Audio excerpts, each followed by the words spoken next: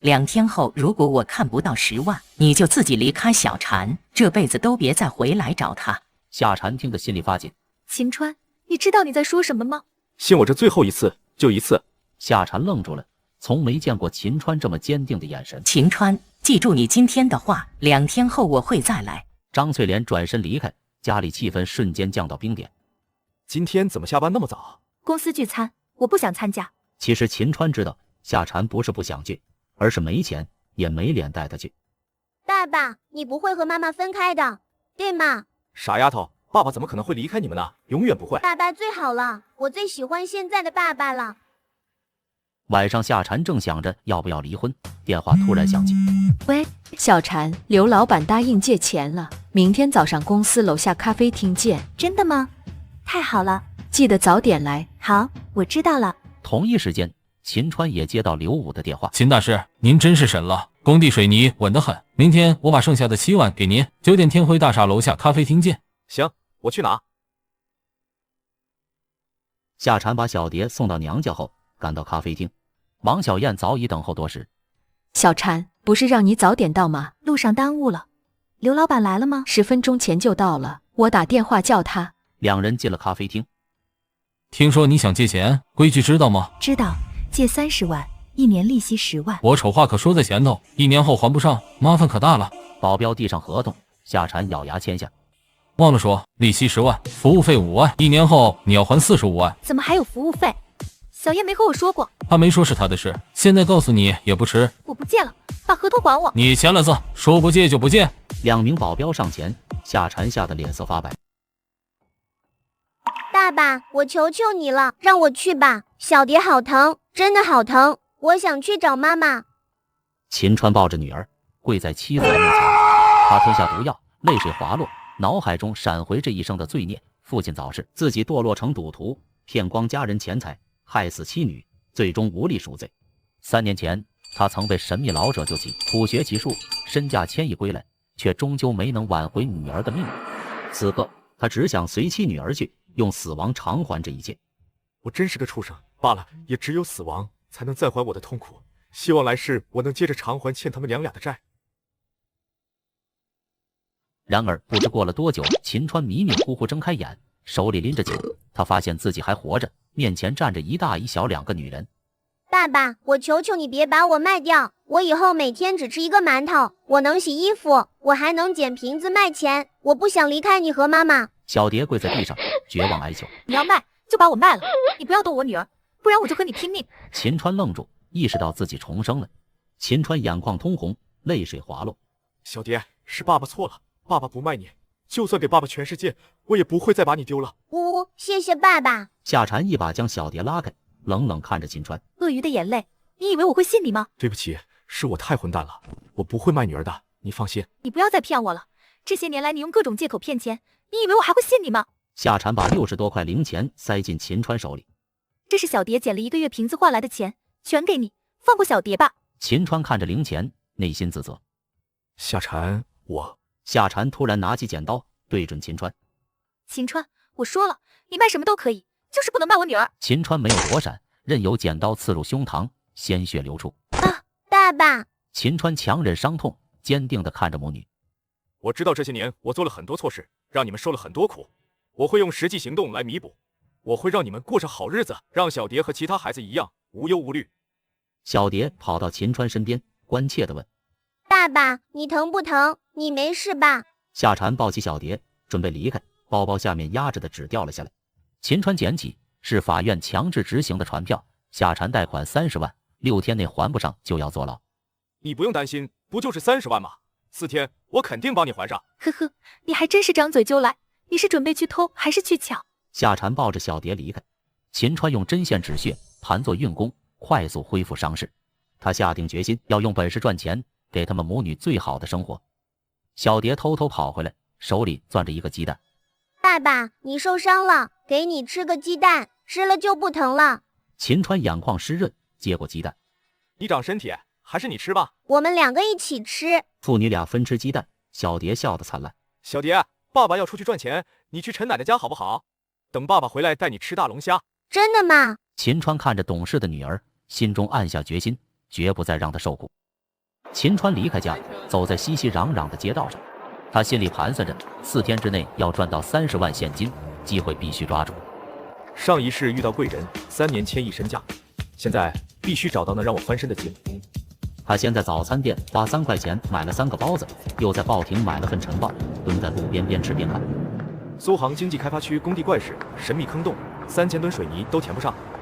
报纸上的消息让秦川眼前一亮，他猛地站起身，伸手拿了一辆出租车。秦川用小蝶捡瓶子的60块钱打车前往经济开发区工地。我一定要用这点钱创造财富。刚到工地，秦川肚子不舒服，就先去厕所。此时隔壁厕所里传来怒喝声：“老王，那个坑还没填上吗？你知道我一天损失多少钱吗？”老板，早上又灌了1000吨水泥，还是填不上。地质局说下面可能有暗河。狗屁！这地方打口井都费劲，哪来的暗河？上次请的大师怎么说？大师说这是3煞位，要打3个省庄，就是埋3个活人进去。你在开玩笑吗？工地死3个人，我要赔多少钱？被发现当场枪毙都是轻的。刘武挂断电话，满脸愁容。工地南方无墙，怎么可能是3煞位？这明明是黄皮子洞，打生桩没用。什么人？秦川慢悠悠提上裤子走出来，刘武也跟着出来。你是谁？看着不像工人。路过，肚子不舒服，借厕所一用。你刚说黄皮子洞，难道你知道怎么解决？不仅知道，还能化解。刘武半信半疑，但现在已经走投无路，只能死马当活马医。咱们去项目部谈。刘武让女秘书端来2杯茶。你说的办法到底是？我也不能白干不是。爽快人，要是真能解决，钱不是问题。买毛笔、朱砂、鸡血、母鸡、黄纸，半小时后坑洞肯定能填上，填不上分文不取。刘武安排人去买东西，半小时后全部备齐。把这张符绑在母鸡腿上，丢进洞里，半小时后灌水泥。一张符就能顶几千吨水泥？这是黄皮子洞，灌满水泥它也会继续挖，当然填不上。刘武刚要接符，秦川却收回。价钱还没谈呢。说吧，多少？一口价15万。你疯了！一张符15万，500块，多1分没有。秦川把符收进口袋，起身就走。15万还嫌贵，下次想找我，可就不是钱能请动的喽。等一下，要是明天又塌了怎么办？不会，黄皮子精见到母鸡和黄符会自己走，先礼后兵。刘武最终点头，砍价到10万，只先付3万，剩下的等3天后水泥干了再给。好，就10万，希望你说到做到。众人围观，秦川把符绑在母鸡腿上，丢进坑洞。半小时后，坑洞突然有动静，几十只黄鼠狼钻出来，四散奔逃。我操，还真有！工人们目瞪口呆，纷纷称秦川为大师。刘老板，可以填了。让水泥车进来，灌1000吨。水泥车开进工地，开始灌水泥。老板，我看见水泥了，真的填上了。刘武对秦川刮目相看。大师贵姓？姓秦，单字一个川。秦大师，您果然厉害。小张，去车上拿3万现金给秦大师。女秘书提着3万现金走来，秦川接过钱，转身离开。如果夏蝉看到这笔钱，他应该会很高兴吧？秦川带着3万现金离开工地，心里充满希望，准备回家兑现承诺，给母女最好的生活。秦川回家第一件事就是要兑现和小蝶的承诺。小蝶早已在家门口托腮等候。爸爸，小蝶远远就看到了秦川，兴奋地跑了过去。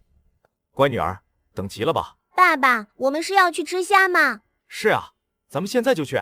秦川拉着小蝶往饭馆走，小蝶一路上不时张望，突然跑到垃圾桶旁翻找。秦川鼻子一酸，忍住情绪走了过去。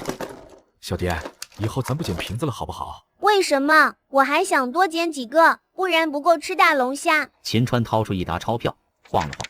看，爸爸今天挣到钱了，吃多少都可以。哇，爸爸好厉害！秦川点了一桌菜，小蝶却只吃了几只虾，把大部分包好放进大包盒。怎么不多吃点？我要带回去给妈妈吃。吃完饭，秦川拉着小蝶回家，路上顺手买了份晚报。夏蝉坐在地上，满眼绝望，四处呼喊小蝶，邻居们议论纷纷。这时，秦川背着小蝶走了过来。你们在说什么呢？邻居们看到小蝶安然无恙，瞬间哑口无言，纷纷散开。小蝶开心地跑向夏蝉。妈妈，谁让你跟着他出去的？我不是说过让你在陈奶奶家吗？夏蝉愤怒地拍掉小蝶手里的打包盒，下人撒了一地。小蝶委屈地哭了。妈妈，你为什么打我？小蝶，对不起，是妈妈不好，没打疼你吧？妈妈，我不疼。一盘虾，小蝶只吃了几个，剩下的全都给你带回来了。我知道你怨我，有气冲我来，别对女儿发火。秦川，我真是对你失望透顶，口口声声说要帮我还贷款，转身就拿小蝶的钱去大吃大喝。我是花了小蝶的钱，但我已经挣回来了。妈妈，爸爸可有钱了，很多钱。这是我今天挣的3万块，吃虾花了100，4天后30万肯定能凑齐。秦川掏出那3沓100元大钞。你真的去偷去抢了？你知不知道这是犯法的？这里的每一分钱都是我凭真本事挣的，怎么可能是偷的抢的？真本事？我知道了，你又去赌了。你赌赢了一次，就算真本事了。你还会别的吗？不是，我是替别人看风水挣的。编，你就继续编吧，我不稀罕你的臭钱，只要你别打我女儿的主意，30万我会想办法凑齐。冰冻3尺非一日之寒，秦川不怪夏蝉的刻薄，毕竟这些年他亏欠他太多。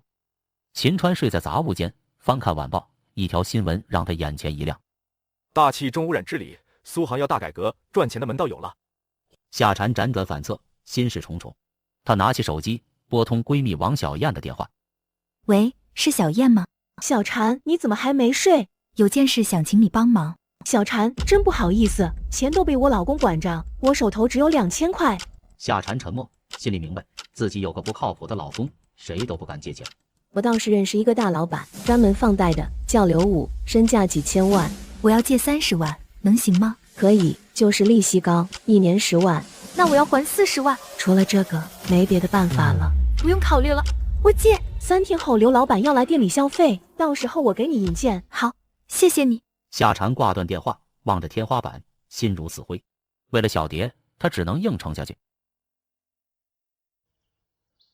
秦川早早起床，做了鸡蛋煎饼和清粥。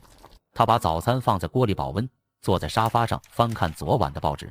夏蝉则是一夜未眠，带着小蝶起床。妈妈，我饿了。好，妈妈这就给你做饭。早饭做好了，在锅里，你们吃吧。母女俩愣住，夏蝉从没见秦川进过厨房。小蝶跑去厨房，掀开锅盖。哇，爸爸真的做好了哎！吃吧，没毒。妈妈，快点吃饭。夏蝉心里一动，难道秦川真的变了？还是自己想多了？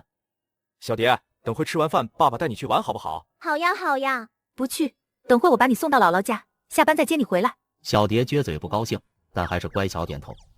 吃过早饭，秦川也动身前往苏杭郊外，心里盘算着报纸上的环保新闻。上一世，苏杭几位富豪为争一块地打得头破血流，那块地正是风水宝地财神坡金。可惜后来东面建了发电站，风水被破坏。但现在发电站要拆，风水宝地将重现价值。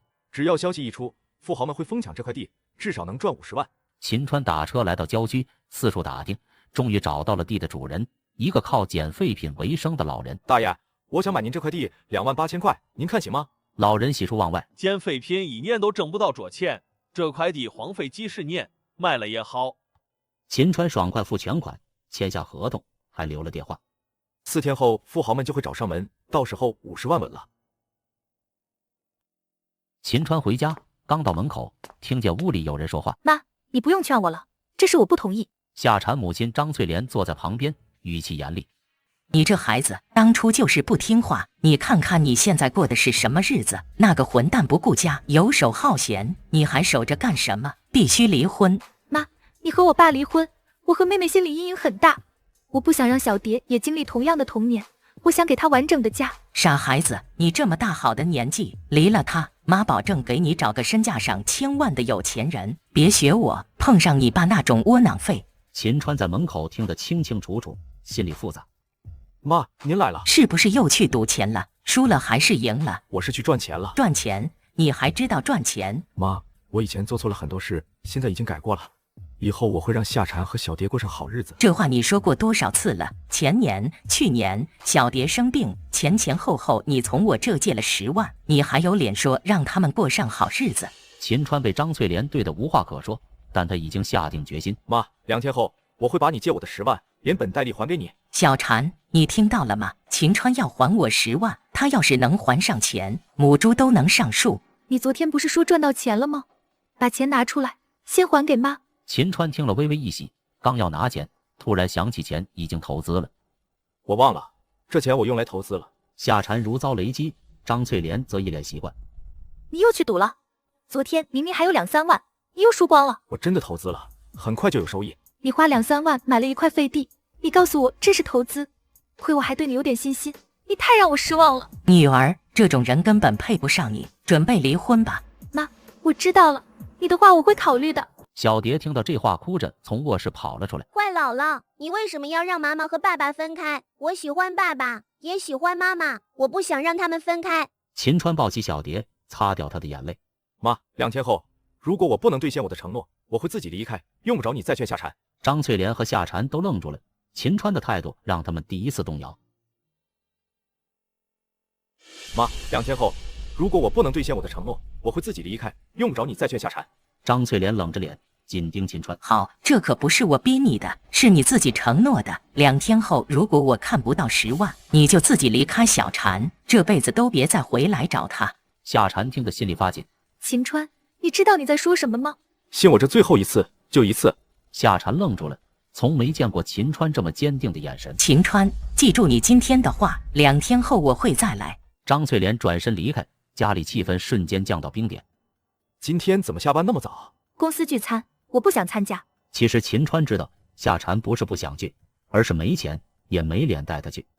爸爸，你不会和妈妈分开的，对吗？傻丫头，爸爸怎么可能会离开你们呢？永远不会。爸爸最好了，我最喜欢现在的爸爸了。晚上，夏蝉正想着要不要离婚，电话突然响起。喂，小蝉，刘老板答应借钱了，明天早上公司楼下咖啡厅见。真的吗？太好了，记得早点来。好，我知道了。同一时间，秦川也接到刘武的电话。秦大师，您真是神了，工地水泥稳得很。明天我把剩下的7万给您，9点天辉大厦楼下咖啡厅见。行，我去拿。夏蝉把小蝶送到娘家后，赶到咖啡厅，王小燕早已等候多时。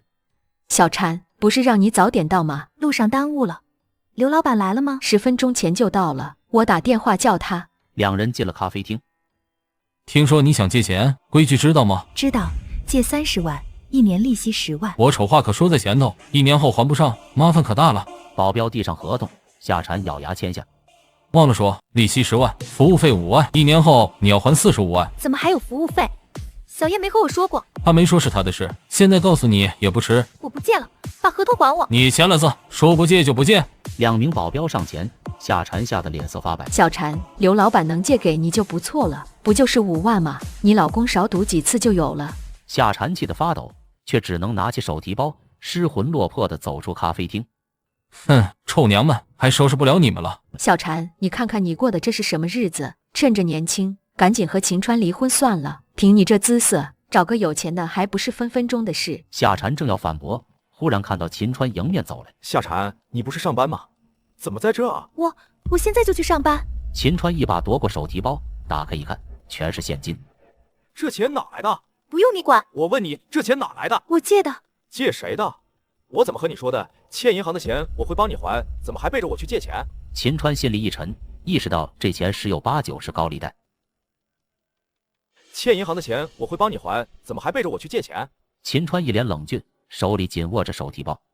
秦川，你要是正经点，夏蝉至于低3下4的借钱吗？你能有我家老公1半努力，也不至于让夏蝉这样。你给我闭嘴！王小燕被吓了一跳。秦川，你还有完没完？秦川目光扫向咖啡厅窗边，发现刘武正搂着美女，神情放肆。告诉我，这钱是不是从刘武那里借的？夏蝉一愣，王小燕也惊讶地看着秦川。我求你了，别管我的事了，把钱给我，这是用来还贷款的。这钱我会退回去，贷款的事你别管了。刘武正得意地搂着美女，突然一个黑色手提包砸在他怀里。他妈的，你们2个臭女人不想活了是不是？刘武抬头看到秦川站在面前，脸色瞬间变了。哪里来的狗东西，敢打扰我家老板，活腻了吗？刘老板，您别介意，这位是小蝉的老公，他没搞清楚状况。阿龙阿虎，你们叫谁狗东西呢？这是救过我一命的秦大师，滚蛋！刘武满脸堆笑。秦大师，对不住了，快坐快坐。夏蝉和王小燕都愣住了，完全搞不懂刘武为何对秦川如此客气。秦大师，钱我带来了，您点点。夏蝉看着桌上的钱，满脸不可置信。秦川，你也在借高利贷，这就是你说的承诺？弟妹别误会，之前是我欠秦大师的。刘老板，你怎么可能欠他钱？夏蝉捂住嘴巴，难以置信地看着秦川。我说过，这钱是我替别人看风水赚来的，这下你信了吧？夏蝉脑海里闪过无数念头，怀疑秦川是不是骗来的钱。刘老板，我老婆从你这借了30万是吧？是的，要是知道是秦大师的老婆，利息和服务费我肯定不会收。夏蝉听得目瞪口呆。刘老板的好意我心领了，把合同给我吧。秦川，3天就要还贷款了，如果凑不到钱会很麻烦。我说了30万，我会1分不差给你，以后不要再想着问任何人借钱，我不允许。刘武递上合同，秦川收起合同。刘老板，我还有事，就不多待了。好，秦大师慢走。秦川拉着夏蝉走出咖啡厅，王小燕彻底傻眼。老板，这小子到底什么人？合同都签了，怎么能还给他？你懂个屁！得罪谁都不能得罪会阴阳秘术的人。保镖们听完，齐齐打了个冷战。夏蝉挣脱秦川的手，满脸埋怨：秦川，不要利息的30万上哪找去？你真的能在1-2天内凑到这个钱吗？别忘了，你昨天怎么和我妈承诺的。秦川没有多解释，拿出7万现金递给夏蝉。这7万你先拿着，你们娘俩买点衣服，不要舍不得花。夏蝉愣住了，6年来第一次从秦川手里拿到钱。你确定把这钱都给我？你是我老婆，我不给你钱，难道让其他男人给吗？秦川转身打车离开，夏蝉站在原地，久久没回过神。秦川抵达东郊，见到黄胜利等人。老先生，是你给我打的电话。秦先生，我想以3万的价格买下你的地，你看如何？老先生，你也不是诚心要买，我可不缺这2000差价。100万，少一个字不卖。2万8买的地，你卖100万，你怎么不去抢？嫌贵就别买，我又不急着卖。秦先生，看来您并不是诚心要出售，这块地根本不值这个价。那老先生觉得值多少？20万如何？这可是翻了近10倍。秦川刚要回应，身后突然传来一个男人的声音：我出30万买下这块地。尹先生，你也看上这块地了？没错，这块地风水极好，我自然要来看看。那我出40万，50万。那好，就50万卖给于先生。小子，我还没继续出价呢，你什么意思？我什么时候说过让你们竞价？你这样少赚几十万，你脑袋有病吧？脑袋有病的是你吧？我就是看你不爽不想卖，怎么还想强买强卖？好了，腾飞，既然秦先生不想卖，咱们也别强求了。下次别让我碰到你。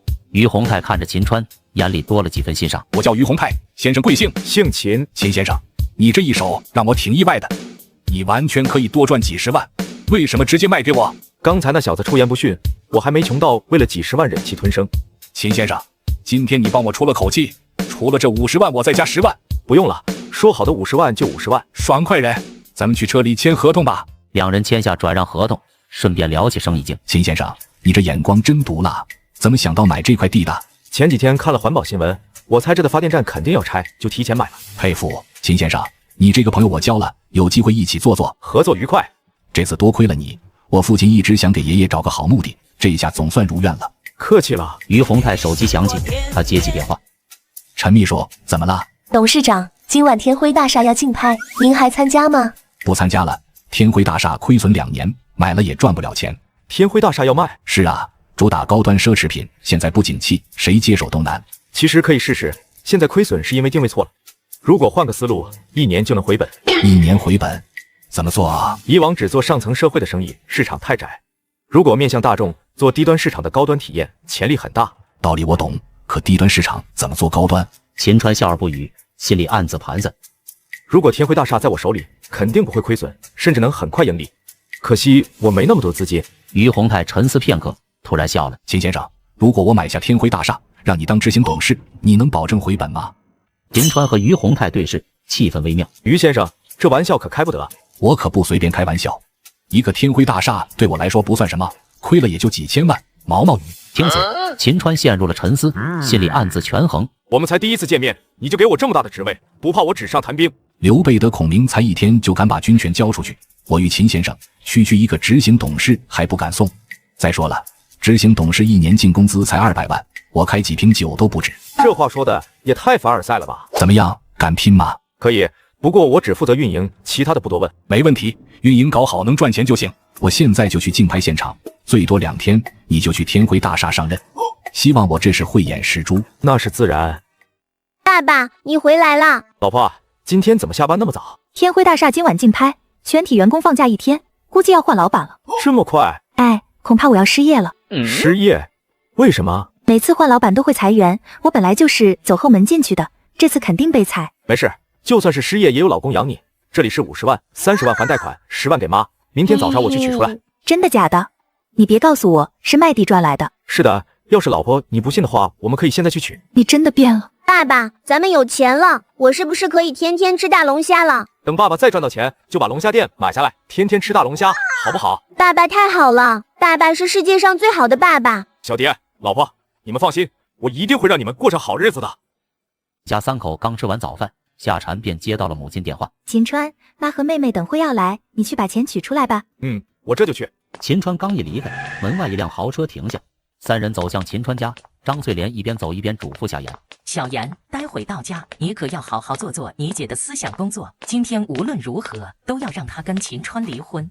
妈，你放心，我就这一个姐，不能让她毁在那个废物身上。妈，你说我姐怎么那么糊涂？这几年好时光都浪费在秦川身上了。还是小言眼光好，像李浩你家境好，工作稳定，小言跟着你我放心。妈过奖了，我还得努力，争取早日当总经理。你年轻，路还长着呢。三人走到门口，夏蝉上前迎接。妈，小言，你们怎么来那么快？姐，这可是关乎你的人生大事，怎么能不快？秦川呢？去取钱了，很快回来。10万块他凑齐了。张翠莲满脸不可置信。妈，什么10万块凑齐了？几天前我和秦川打赌，如果他还不上10万块就自己离开，没想到他真的凑齐了。张翠莲一脸失望，原本想靠这事让秦川主动离婚，结果钱真凑齐了。这有什么？凑齐就凑齐呗，和离婚有什么关系？本来就是欠你的钱。没错，婚该离还是要离。夏蝉听着母亲和妹妹的对话，脸色不悦。妈，小言，能别提离婚的事了吗？小蝉，这几天秦川给你灌了什么迷魂汤？你什么情况？妈，秦川这段时间真的变了不少，也能挣钱了。我不想离婚。你看人不能只看眼前，他现在能挣钱，难道以后也能？你还打算过一天算一天？姐，你别再执迷不悟了。妈给你找的那个人有几百万资产呢，离了秦川你还能嫁得更好。听完这话，夏蝉沉默了下去，内心挣扎不已。一边是秦川和小蝶，一边是母亲和妹妹的压力。姐，这次天汇大厦换老板，估计会裁员。你要是被辞退，再想找好工作可就难了。三人轮番劝说，夏蝉无力反驳。小蝶，怎么了？谁欺负你了？爸爸、姥姥和小姨一直让妈妈离开你，我不想让你走。傻丫头，爸爸说过，谁也不能把我们分开。放心，妈妈不会和我离婚的。爸爸快进去吧，我怕再晚一点，妈妈就同意了。走，咱们回家。看到张翠莲、夏言和李浩还在劝说夏蝉。老婆，家里来客人了，怎么也没倒杯水。听着秦川的话，夏蝉顿时喜出望外，连忙起身走进厨房。秦川，看来你还挺信守承诺的。妈，这里有15万，10万还你，5万算利息。瞎猫碰上死耗子，赚了点小钱，气质都不一样了。妈，之前说好钱还了，你别再干涉我和小蝉的婚姻。我可没说过这话，这钱本来就是你该还的。那你到底想怎么样？你和夏蝉离婚，必须离。那我就直说了，不可能。你凭什么黏着我姐不放？你没车没房没钱，连份正经工作都没有，就是3无产品。你看看人家李浩，人事部副经理，月薪5、6万，你连人家一个手指头都比不上。妈过奖了，其实也没什么，只要正经做事总能出头，不像有些人歪门邪道挣点小钱就忘了自己是谁。秦川面对三人的围攻，依旧是淡定自若。李浩却没意识到，眼前的姐夫很快就会成为他的老板。李浩，你先闭嘴，今天这是家事，你别掺和。秦川，你让我闭嘴？你知不知道夏蝉的工作都是我找的？夏蝉的工作是我让你帮他找的吗？他欠你人情，不是我欠你。李浩被秦川那突如其来的气场镇住，一时竟说不出话。妈，你们别说了，我知道你们嫌弃秦川没房没车没工作，但他现在已经在改变了，也不会一直待在家里。秦川，这几天你的改变我都看在眼里，但我希望你能出去找份正经工作，毕竟给人看风水卖地，虽然来钱快，但不是正经营生。好，你答应了？好，秦川，你要是真能找着工作，我也不逼你们离婚了。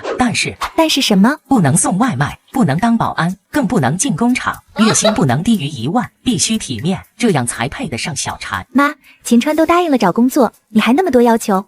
他没什么学历，能找到一份工作先干着就不错了。我觉得外卖员就挺好。听着自家这傻老婆的话，秦川暗暗无语。这傻老婆真把他想那么差吗？傻妮子，你就向着他吧，有你后悔的时候，到时候你就算来求嘛，妈也不管你了。张翠莲气呼呼的刚要起身，秦川却突然开口：妈，照你说的，那我直接去当董事长，岂不是更轻松？就你还董事长？你这辈子、下辈子、下辈子都够呛，还真敢开口。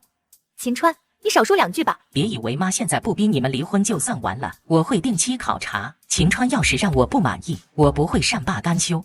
知道了妈，快回去吧，我会监督秦川找工作的。张翠莲瞪了秦川一眼，带着夏言和李浩一起离开。此刻的张翠莲坐在后座，脸色还没缓过来。妈，你别太生气，秦川那点改变，估计坚持不了几个月，我姐迟早会看清的。希望如此吧。对了，李浩，天辉大厦不是要换老板了吗？对，昨天晚上刚被东盛集团收购，明天新董事就来接管。你的人事部不会被裁吧？要是丢了工作怎么办？妈放心，人事部是铁饭碗，肯定没事。闻言，张翠莲松了口气，从钱袋里抽出5万块。李浩，这5万你拿着，明天新董事来了，送点礼，争取提拔。妈，这怎么行？我不能要你的钱。妈，这钱我们不能要，你留着吧。你们刚买房，手头紧，妈得帮衬你们，这钱必须拿着。拿着吧，妈给的，又不是外人。那我就收下了。妈没儿子，秦川指望不上，以后就靠你们了。妈放心，等我升职加薪，肯定给您买大房子。好，妈就等着住你的大房子了。张翠莲一走，夏蝉终于松了口气，拉着秦川便开始商量工作上的事。秦川，你觉得进厂怎么样？郊区有家服装厂，工资6、7千。算了吧，那是小姑娘干的活，我一个大男人踩缝纫机不合适。现在各行各业都难，没一技之长很难找到高薪工作。我也不知道我的工作能不能保住，咱们得有份稳定的收入。其实我马上就要当董事了，不过说了他也不信，工作的事你不用操心。我说真的，先找个稳定工作吧。小蝶快6岁了，早该上学了。咱们要是没稳定收入，明年小蝶还上不了学。小蝶确实该上学了，但现在学校和住房绑定，等明年新学期我会买套学区房，让小蝶直接上1年级。你还想买学区房？你知道房价多贵吗？你现在连工作都没有。夏蝉觉得秦川有点飘了，靠运气赚的钱不靠谱，还是得有份正经工作。这时夏蝉的手机响了，是闺蜜王小燕。小燕，怎么了？今天有空吗？咱们几个姐妹晚上聚聚，放松一下。我还有事，不去了吧？你就来吧，带上小蝶和秦川一起去吧，你也该放松放松。为了聚会，秦川带着夏蝉和小蝶逛起了商场。爸爸，我也想买新衣服。好，都买。夏蝉本想随便买一件，秦川却带她进了品牌店，买了7、8件衣服。您好，先生，一共2万6。2万6，太贵了，退掉吧。刷卡，我付钱。夏蝉心疼的不行，秦川却毫不在意。几件衣服而已，只要你喜欢，未来我会把整个商场买下来送你。虽然知道你是在哄我，但听着还是挺开心的。我也开心。夏蝉换上新衣服，气质大变。小蝶开心的夸妈妈漂亮。秦川看着妻女幸福的样子，心里满足极了。夜色下，秦川一家3口下了出租车，聚轩楼灯火通明，宝马5系停在一旁。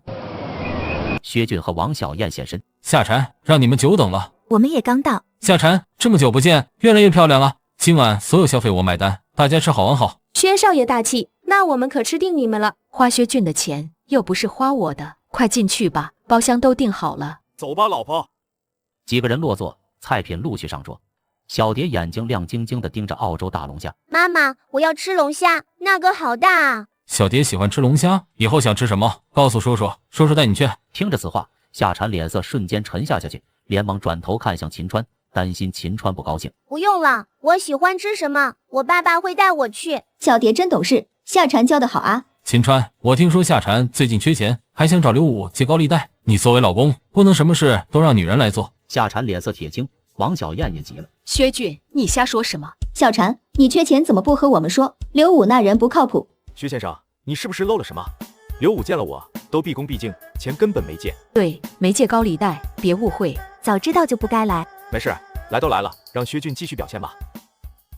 夏蝉被秦川突然握手，心里一阵复杂。秦川，你现在还在不务正业吗？小蝶都这么大了，得找份工作养家。秦川已经准备找工作了，今天我们还聊了这事。巧了，我公司缺人，只要我一句话，秦川肯定能应聘。你在哪上班？东盛集团，世界500强，我和于宏泰关系不错。薛少爷认识于宏泰，天辉集团都被收购了，我们怕被裁员，薛少爷可要帮我们说说情。薛俊被夸得飘飘然，王小燕也很自豪。薛俊，秦川最近找工作，你顺便安排一下吧，都是自己人。公司缺个发传单的，不过秦川学历低，黑历史多，不能给我惹麻烦。秦川不适合去东盛集团。对，薛少爷先帮我们安排就行了。既然薛先生认识于宏泰，不妨现在就打电话，让他裁员时手下留情。饭桌气氛瞬间安静。用不着你提醒，都这么晚了，打扰人家不合适。秦川，你什么意思？不相信我老公认识于宏泰？众人目光投向秦川，夏蝉拽了拽秦川，低声劝他别说了。秦川，你别说了。并不是不相信薛先生，裁员关乎企业发展。你们常年服务富豪，如果天辉大厦以后重新定位客户群体，还能一如既往的服务吗？众人愣住，王小燕立刻反驳：天辉大厦怎么会改变对客户群体的定位？你懂什么？别乱说。秦川，你不懂天辉大厦，不要乱说。薛俊突然拍手，语气讽刺：啧啧，真没想到，一直吃喝嫖赌的秦川还能指点江山，今天真让我大开眼界。薛少爷对我的见解有意见。你不懂商业就别乱说，天辉大厦不会变，现在我就能打电话把裁员的事搞定。那你打吧，我拭目以待。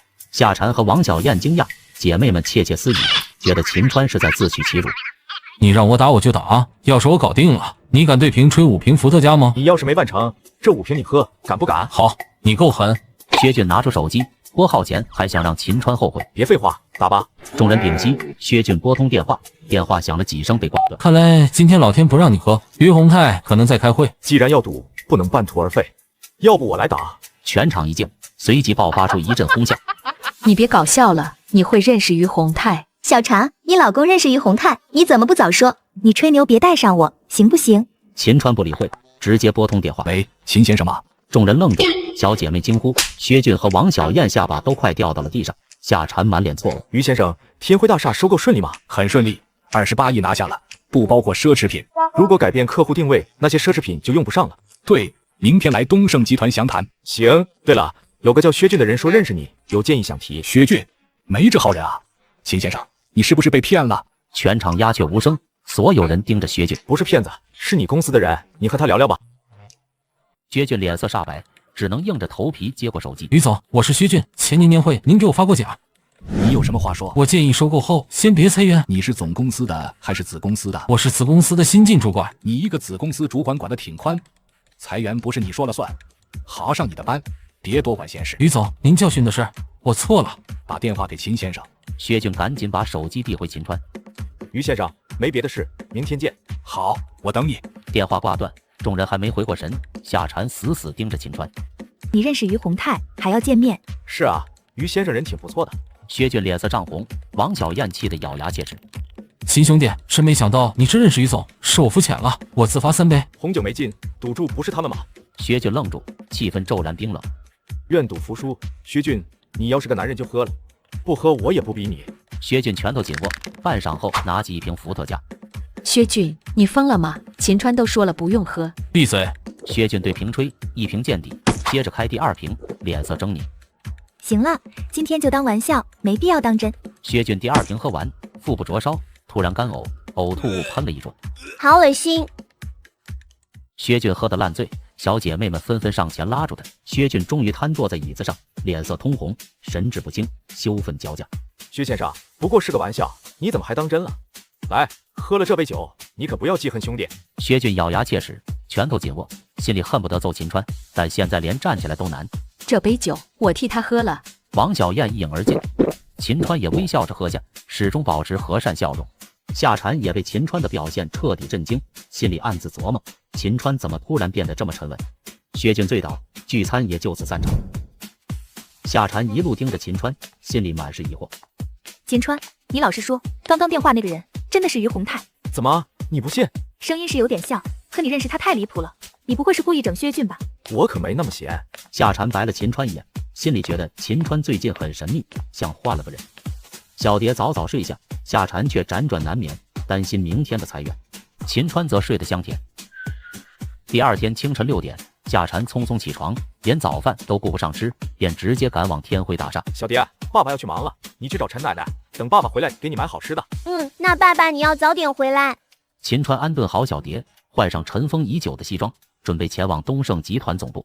秦川刚到，就见于洪泰在车里招手：“秦先生，进来吧，等你半天了。”于先生，您怎么在这等我？昨天下午董事会开会，8成股东不同意我启用新人，不想让你当执行董事，他们对你一无所知。无妨，我不希望让您为难，咱们以后还有机会合作。我有直接任命权，但你得拿出企划书证明自己，否则董事会的人会一直找我麻烦。行，按您的意思办。跟我上楼吧，董事会等着呢，能不能顺利上任，就看你能不能舌战群儒了。秦川胸有成竹，跟着于洪泰走进会议室。多位股东坐在会议桌旁，多是年过花甲的老者。主位上坐着于国良，气场强大。董事长，你说能盘活天辉大厦的商业鬼才，就是这个小子？没错，就是他。众人唏嘘，秦川年纪轻轻，毫无社会经验，直接被提拔为执行董事，风险极大。洪泰，我现在终于明白董事会为什么发火，这简直是胡闹！我绝不同意启用这种毫无经验的新人。爸，秦先生虽然年轻，实力还是有的，不妨先听听他的计划，不合适再拒绝也不迟。秦先生，你应该有过什么商业成就吧？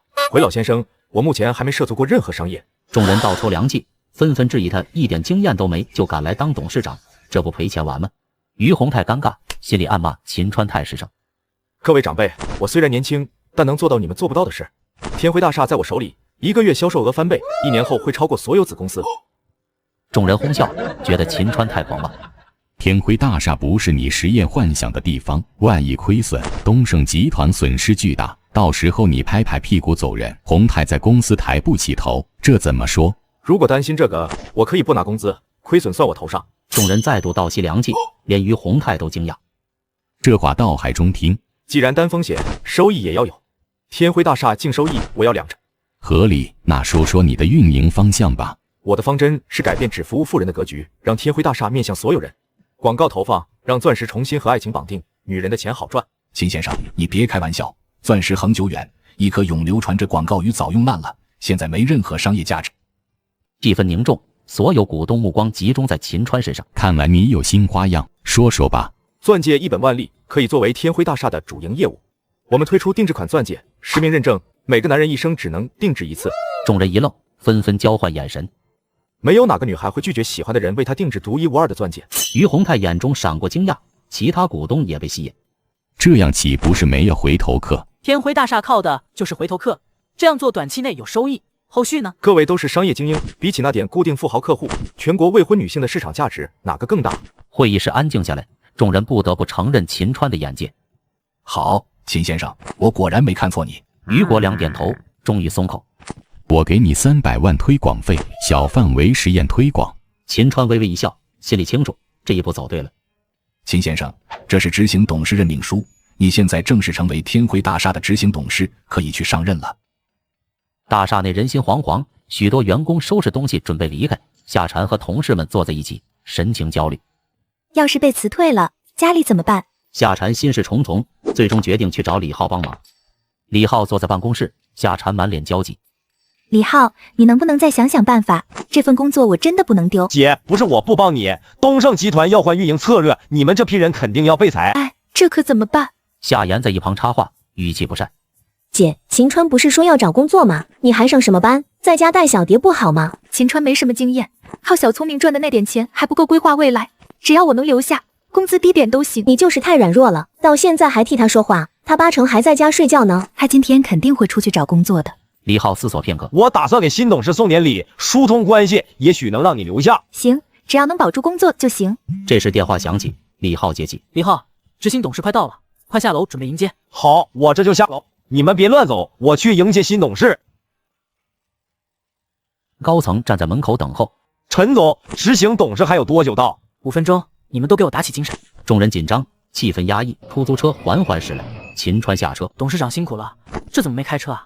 今天限号吗？董事长快请进。各位也辛苦了。李浩愣住，反应过来后大声道：“陈经理，你们认错人了，这人不是执行董事。”陈龙脸色一僵，他是秦川，就是我说过的那位夏蝉的丈夫，你们搞错了。高层们脸色铁青，刚才的恭维全成了笑话。你这狗东西早不来晚不来，没看到我们在迎接大人物吗？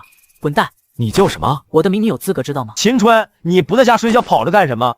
这位是陈龙，陈总经理。李浩，让他立刻消失。秦川，夏蝉在我办公室，你要找他等下午再来，我现在没工夫理你，自己找地方等着吧。谁说我是来找夏蝉的？我是来上班的。你上什么班？别惹事，赶快滚！高层们看着秦川，心里火冒三丈，不仅是因为刚才的卑躬屈膝，更多的是嫉妒。这小鸡就是夏蝉的丈夫，真是一朵鲜花插在牛粪上。秦川站在门口，神色自若，众人却毫不知情。高层们还在窃窃私语，秦川懒得理会，直接掏出一份委任书塞进李浩怀里。麻烦你先看看这是什么，再说话也不迟。李浩低头一看，脸色瞬间僵住，打开委任书，白纸黑字写着：秦川为天辉大厦新任执行董事，带着东盛集团大印。开什么玩笑？凭什么？陈龙见状，凑过来看。秦先生，不，秦董事长，刚才都是误会，误会。陈龙点头哈腰，我还是喜欢你刚刚桀骜不驯的样子。陈龙吓得腿一软，差点跪下，其他高层也脸色通红。董事长，对不起，是我瞎了狗眼，我向您道歉。现在立刻通知所有高层，20分钟后开会。秦川头也不回地走进大厦，高层们面面相觑。李浩还没回过神。你不是说夏蝉的丈夫是废物吗？这叫废物？我真不知道啊，他怎么成了执行董事？李浩失魂落魄地回到办公室，怀疑自己是不是在做梦。夏蝉和夏言正坐着聊天，李浩推门进来。李浩，你干嘛？我不是在做梦，这怎么可能？怎么了？新董事要裁管理层。李浩，妈不是让你送礼了吗？你到底送没送？你这工资可不能丢。你们知道执行董事是谁吗？谁？你认识？是秦川，执行董事就是秦川。空气瞬间凝固，夏蝉和夏言都愣住了。你说他和那个人同名？不是同名，就是夏蝉的丈夫秦川。你开什么玩笑？这怎么可能？对呀，执行董事怎么会是他？我也希望是我疯了，可我完了，刚才还让他滚。走，去董事长办公室看看。夏蝉也满脸震惊，跟着妹妹冲了出去。秦川刚坐下，一名身材高挑的女秘书走进来。董事长您好，我叫龚曼丽，于总安排我来做您的秘书。去把公司所有高层和员工名单拿来。好的，请稍等。龚曼丽扭身离开，秦川摇头自语：秘书这职位还是留给我老婆吧，这美女你还是自己享受吧。于洪泰。这时夏蝉和夏言推门而入，姐妹俩看到秦川站在落地窗前，瞬间愣住，满脸震撼。秦川，你怎么会是执行董事？这到底是怎么回事？瞧把你们激动的，不过是个小小的执行董事而已。我本来想等处理完事再告诉你，没想到你们自己来了。夏言满脸不敢置信，优越感瞬间崩塌。你到底是怎么做到的？这不可能！这龚曼丽抱着文件进来。董事长，名单拿来了，放桌上吧。夏言盯着龚曼丽，小声嘀咕：姐，这什么情况？秦川还有美女秘书，是不是想把你换掉？夏蝉也有点慌。等一下，董事长还有什么吩咐？从今天开始，你不用做我秘书了，去财务吧。为什么？我哪里做错了吗？你做得很好，去就是了。我是于总亲自调来的，你不问原因就把我调走，有点不合适吧？我现在是执行董事，有权直接调动职员。龚曼丽怔住，脸上浮现愤怒和不甘。龚曼丽气冲冲地离开，夏蝉还没从刚才的震惊中回过神。老婆，之前我就说过你不会被辞退，现在恭喜你升职加薪，当我的贴身秘书吧。夏蝉愣住，半天没反应过来。我不行的，我什么都不懂。没关系，我可以教你。要是你不愿意，也可以让龚曼丽回来。不行。秦川嘴角带笑，夏言在一旁看得目瞪口呆。这两口子是故意打击人吧？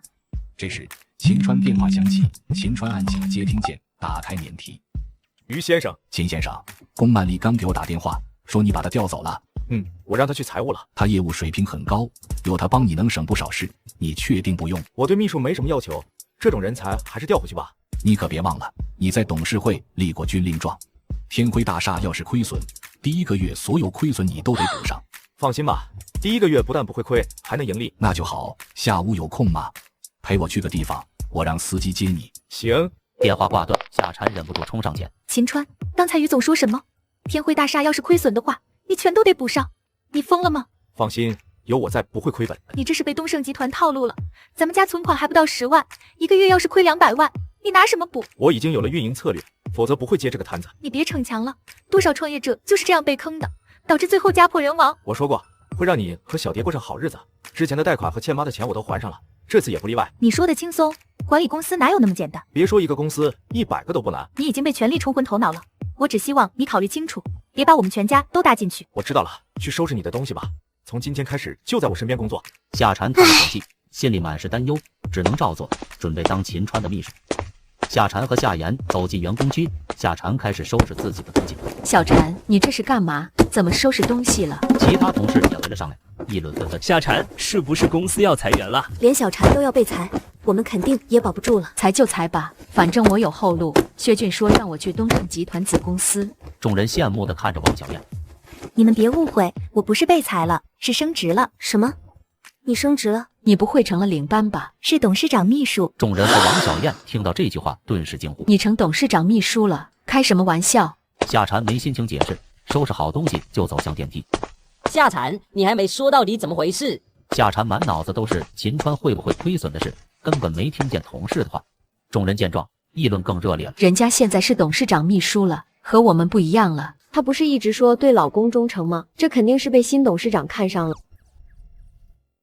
高层齐聚一堂，气氛紧张。秦川站在主位，目光坚定。天辉大厦的发展策略已经定下，大家按计划执行。李浩，你留下。董事长，之前是我不对，我要是知道您的身份，借我800个胆子我也不敢造次。看在我帮夏蝉找工作的份上，还请您高抬贵手。你怕什么？我又不裁你。下午我要陪于总去个地方，你替我向公司所有员工发份声明。声明？要裁员了吗？暂时不裁，每个员工有1周试用期，1周后业绩不达标就裁。明白，我马上去办。安排好一切后，秦川准备离开，心里对未来充满信心。李浩站在员工前宣读声明，王小燕和几位小姐妹低声议论：试用期，这什么意思啊？电梯门打开，秦川和夏蝉走出来，众人目光齐刷刷看过去。秦川怎么来了？不会是来找事的吧？肯定是他知道老婆被新董事长钱了，来闹事。李浩见秦川出现，赶紧上前，满脸讨好。董事长，姐，你们去哪？出去办点事。董事长慢走。员工们听到李浩称秦川为董事长，瞬间愕然。等等，李浩刚才叫秦川什么？董事长？天啊，原来新董事长就是秦川。不可能，秦川凭什么当董事长？夏蝉这不是关系户吗？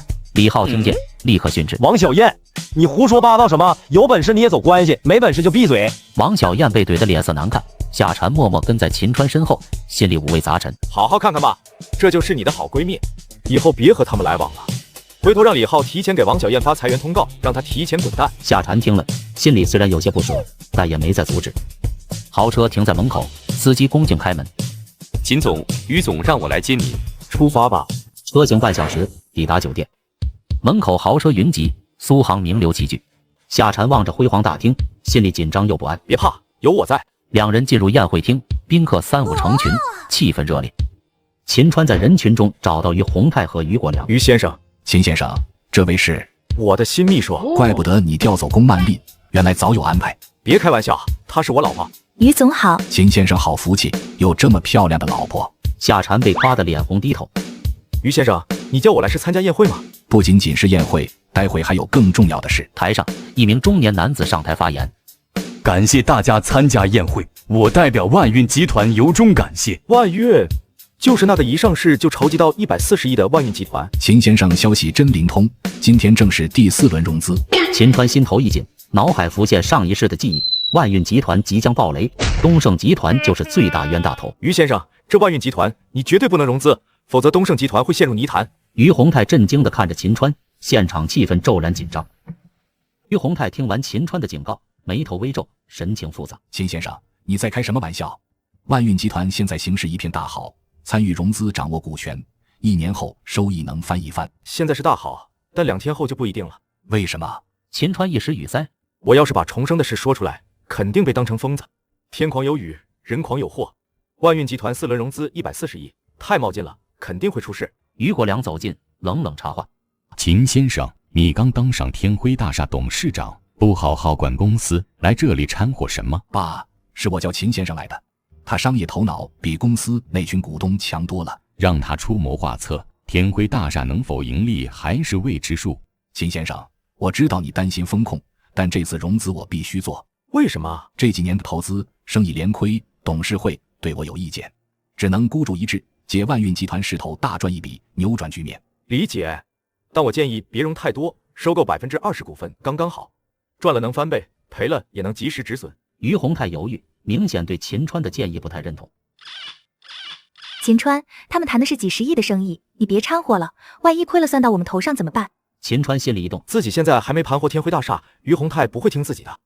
于先生，于老爷子，我只是分析一下，仅供参考。这次融资我思考很久了，不需要参考，没魄力就不配继承我的商业帝国。秦先生，好意心领了，肯定不会赔。不会赔？2天后让你赔的裤衩子都不剩。哟，这不是于总吗？真巧。黄少爷也来了，看来黄家对万运集团很感兴趣。废话，今天这第4轮融资最大股东非我莫属。你加油，可别被人夺了去。秦先生，咱们走。黄腾飞拦住去路，目光落在秦川身上。咦，这位朋友有些面熟，我们见过吗？黄少爷贵人多忘事，你是那个卖地的？怎么一个卖地一个买地，还买出感情了？秦先生现在是天辉集团董事长，说话注意点。原来天辉大厦新董事就是他啊，于总还真敢啊！去年咱们签了对赌协议，你输我10个亿，今天想不想捞回来？于洪泰脸色一沉，气氛紧张。赌什么？天辉大厦没人敢接手，而你偏偏收购了，就赌天辉大厦如何？于洪泰看向秦川，秦川点头示意。黄少爷想赌多少？怎么赌？1个月内天辉大厦不亏损，我付10亿给东盛集团，哪怕亏1块钱，你们付我10亿。黄腾飞自信满满，觉得秦川根本不可能扭转天辉大厦的亏损局面。秦先生，你觉得呢？于先生，我已经立下军令状了，不盈利算我的。这场对赌你不用顾虑。于洪泰本来还在犹豫，但最终还是被秦川的话说服。秦川，你不是说不赌了吗？怎么又赌了？还10个亿？没事，相信我。好，10个亿不赚白不赚。老李，去准备2份对赌协议。黄少爷，这样赌没意思，不如改一下，只要我在1个月内有任何一天盈利，你需提前支付，且对赌金额翻倍20亿。就按秦先生说的办。协议很快打印出来，3人签字。协议生效后，天辉大厦账目要对我公开，别做手脚。那是自然。秦先生，钱不算什么，输了可丢我的脸，你可要努力啊。秦川微微一笑，心里明白，这份协议或许正是救东盛集团的关键。黄腾飞拿着刚签的对赌协议，笑得合不拢嘴。呵，1个月后10亿到账，何宇总做生意稳赚不赔啊，哈哈哈。黄腾飞嚣张离开，于洪泰脸色铁青，怒气难平。这狗东西，要是这次对赌赢了，看我怎么羞辱他。于先生，放心吧，这20亿咱们赢定了。哈哈，好，那我可等着你的好消息了。在万运集团第4轮融资中，于洪泰在父亲于国良的支持下豪掷100亿，成为最大赢家。宴会将近，夏蝉仍沉浸在震撼中。今天真让我见识到了什么叫有钱人，几亿、几十亿、上百亿，在他们嘴里竟脱口而出。这算什么？等着吧，很快你也能体验到100亿、1000亿、万亿的感觉。得了吧，你还是先把天辉大厦运营好吧。你跟人家对赌10个亿，我这几天能睡着都怪了。怎么不相信我？别说上千亿了，你能让我卡里有几10万，我就烧高香了。晚上9点，宴会结束，于洪泰安排司机送秦川和夏蝉回家。小蝶坐在门口，望眼欲穿。爸爸妈妈，你们怎么这么晚才回来啊？我还以为你们不要我了。对不起，今天事情太多了，爸爸向你道歉。以后不能这样了，咱们俩每天忙，小蝶没人照顾可不行。我看不如给小蝶报几个兴趣班，让她学点东西。也行，现在有点存款，这样我们也省心。那明天你别上班了，带小蝶去选兴趣班。第二天一早，秦川赶到公司，得知广告已投放，主要针对苏杭市20至35岁的未婚女性。董事长，大喜啊！昨天下午投放广告，今天早上就有客户来定制，2个小时开了3单，开单率暴增上100倍。这么快？是啊，客户都很舍得花钱，比服务富豪还简单。很好，今天的销冠在原有提成基础上再奖励5个月工资。好，我这就通知下去。秦川心算，按这个势头，2天就能回本，第3天就能盈利。下午下班，秦川早早回家，夏蝉带着小蝶也回来了。爸爸，你看我漂亮吗？我的女儿当然漂亮，喜欢兴趣班吗？喜欢，妈妈给我报了舞蹈、美术、钢琴，还认识了好多好朋友。没想到养孩子教育成本这么高，报几个兴趣班花了快2万。只要小蝶开心，花多少都值。以后还得买舞蹈服、钢琴，花销更大。等你看了这个，就不担心钱了。秦川递上天辉大厦销售汇报，个10、100、1000、万、10万、100万，今天营销额竟然有200万。没错，刨去成本，一天纯利润80万，明天就能把广告费也赚回来。秦川，你真的把天辉大厦盘活了，这样就不用贴钱了。我早说过，稳赚不赔。夏蝉红了眼眶，既因为天辉大厦盈利，也因为秦川兑现了承诺。妈妈，你怎么哭了？妈妈开心，以后咱们不用过苦日子了。5年来，夏蝉第一次为秦川的努力流泪，所有委屈也在此刻释然。秦川，对不起，之前我还质疑过你。道什么歉？我说过会让你们过好日子的。夏蝉依偎在秦川怀里，感受久违的安全感。爸爸妈妈终于和好了。这时，夏蝉手机响起，是妹妹夏妍打来的。姐，姥姥4天后过70岁寿宴，妈说买礼物，你买了吗？我不知道啊，妈没和我说啊。妈今天早上和我说的，没告诉你啊。可能妈忘了，没事，到时候买也来得及。母亲没通知她，大概是怕夏蝉在寿宴上丢脸。夏蝉坐在床边，情绪低落，秦川在一旁安慰：妈也太过分了，明知道我和姥姥关系最好，还这样做。去年你给姥姥的生日礼物只有500，还是借的。大姨二姨都在嘲笑你，妈怕丢面子，才没通知你。我是姥姥带大的，凭什么不告诉我？别难过，夏言不是说了吗？咱们4天后直接去，我会备一份厚礼。大姨二姨不是看不起咱们吗？这回狠狠捅你的脸。好了，你和小蝶累一天了，早点休息吧。好。夜色渐深，夏蝉在秦川的安慰下，情绪渐渐平复。新的一天，夏蝉早早起床，送小蝶去兴趣班后赶去上班。秦川本想多睡一会儿，手机却突然响起。喂，秦先生，你在公司吗？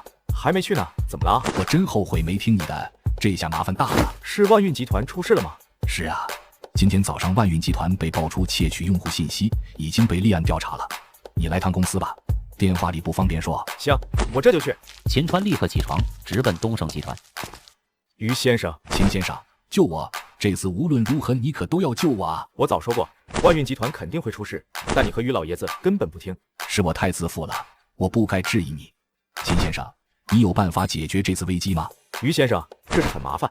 万运集团在国外上市，窃取用户信息性质极其恶劣，东盛集团又是最大股东，想置身事外几乎不可能。我明白，现在东盛集团已经被列为重点调查对象，银行怕扯上麻烦，和我们终止了合作。这场风波估计会持续2年，这期间东盛集团贷不到1分钱，100亿现金也被冻结，资金周转会出大问题。你能帮我追回这笔冻结的资金吗？哪怕20亿也行，不然2个月内公司就撑不下去了。都这个时候了，还想着追回资金？上一世你就是太执着，结果拖了半年官司，1分钱没追回，还丢了市场。这钱暂时别追，东盛集团本身是干净的，钱迟早会回来，只是时间问题。3、5年我等不起。没错，就是3、5年。但我有办法让东盛集团暂时稳定下来，你信我吗？谢，绝对谢。第一，立刻召开董事会，让股东别纠结这100亿资金，把重心放在生意上。第二，通知所有子公司只做现金生意，不接受延期付款。现在最缺的就是现金流。好，我马上通知下去。不过还有个麻烦，1个月前公司订了15亿的设备，明天交货，拿不出钱就要付2倍违约金。先看看能不能从其他公司凑钱，如果真凑不出来，我会想办法。你能有什么办法？天辉大厦就算盈利也得等1个月。只要天辉大厦明天盈利，对赌协议生效，钱就有了。放心，车到山前必有路。我先回天辉大厦，还有事要处理。行，你去吧。这事别和于老爷子说，他受不了这个打击。有道理，我会压下去。秦川等电梯时，身边出现一个打扮精致的女子。呀，这不是秦川吗？你是？哟，这都不认识了，你也太没良心了吧！秦川仔细一看，脸色顿时沉了下来。冤家路窄。秦川站在电梯口，偶遇到前女友郭小小，脸色阴沉。秦川，现在认出我了吗？你化成灰我都认识。郭小小非但不生气，反而凑近。咱们都分手7、8年了，别这么记仇吧。做不了夫妻还能做朋友？我那些前男友都还联系着，没啥大不了的。你是怎么能一本正经说出那么不要脸的话？说谁不要脸呢？不就是花过你7、8千吗？瞧你这德行，待会见到我老公，让他给你1万，省得你阴阳怪气。你老公？谁啊？你来天辉大厦干嘛？找工作还是上班？上班？不得了，就你这没学历没经验的还能混进来？哦，听说你老婆妹妹的未婚夫在这当副经理，是不是走后门？谁走后门了？走后门不丢人，我就是走后门进来的。秦川一愣，没想到郭小小成了天辉大厦的员工。